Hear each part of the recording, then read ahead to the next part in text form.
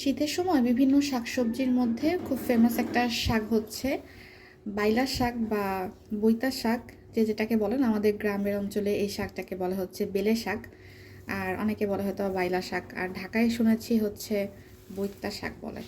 তো এটা নিয়েছি এক মুঠো, একদম ভালো করে বেছে ধুয়ে নিয়েছি। এটাকে প্রথমে সিদ্ধ করে নিব, এবং এই শাক ভাজিটার ভিতরে আমি একটু শিম কেটে দিয়েছি, বিচিয়ালা শিম যেটা, এইটা দিয়ে হচ্ছে ভাজি করলে অনেক মজা লাগে। আমার চ্যানেলে এই রেসিপিটা নাই, তো আমি গতবার করেছিলাম, গতবার বা তার আগের বার করেছিলাম। গত শীতে তো তেমন কিছু স্পেশালি খেতে পারিনি। যাই হোক, আর ভাবলাম যে যেভাবে রান্না করি রেসিপিটা আপনাদের মাঝে শেয়ার করি। তো প্রথমে হচ্ছে বাইলা শাক আর হচ্ছে শিম আমি নিয়েছি, এটাকে খুব ভালো মতন সিদ্ধ করে নেব প্রপারলি।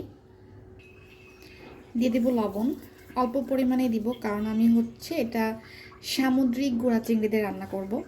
ওই সময় হচ্ছে লবণ ব্যবহার করব, এই জন্য লবণের পরিমাণটা এখানে একটু কমিয়ে দিলাম। বিসমিল্লাহ। এখন তো শীতকাল, প্রচুর শাকসবজি পাওয়া যায়। আপনারা চেষ্টা করবেন প্রতিদিনের খাদ্য তালিকায় শাক সবজি বেশি করে রাখার। আর আমার বাসায় আমি বিশেষ করে ভাতের থেকে সবজির পরিমাণটা একটু বাড়িয়ে খাই আর কি। তো ঠিক আছে, শাকটা প্রথমে সিদ্ধ হইতে থাক। শাকটা আমার সিদ্ধ হয়ে গেছে, এখন আমি ওটাকে আবার একটু নামিয়ে রেখেছি, আর এখন বাগার দিব।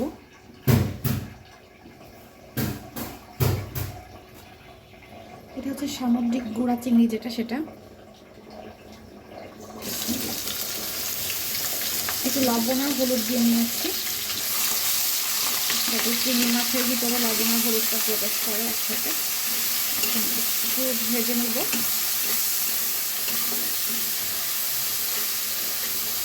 আমি এখন ভাবছি বসে বসে কতগুলো চিংড়ি মাছ হতো এই গুঁড়া চিংড়ি বা ভুসো চিংড়ি থেকে, অথচ এই চিংড়ি মাছগুলো ধরা পড়ার কারণে বড় হইতে পারলো না।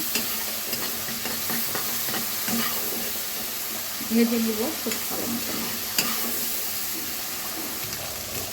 মাছগুলো থেকে যখন একটু স্মেল বেরোবে, মানে ভাজা ভাজা যে স্মেলটা, ওইটা যখন বেরোবে, তখন আমি অনেকগুলো পেঁয়াজ কুচি, রসুন আর বেশ অনেকগুলো হচ্ছে কাঁচামরিচ দিয়ে দিব।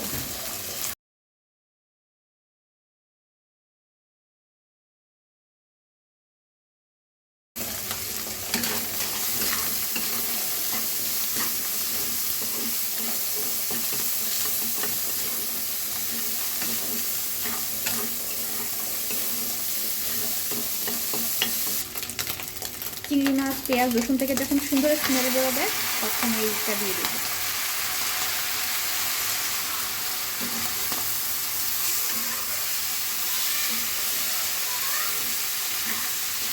ব্যাস, হয়ে গেছে ভাজিটা।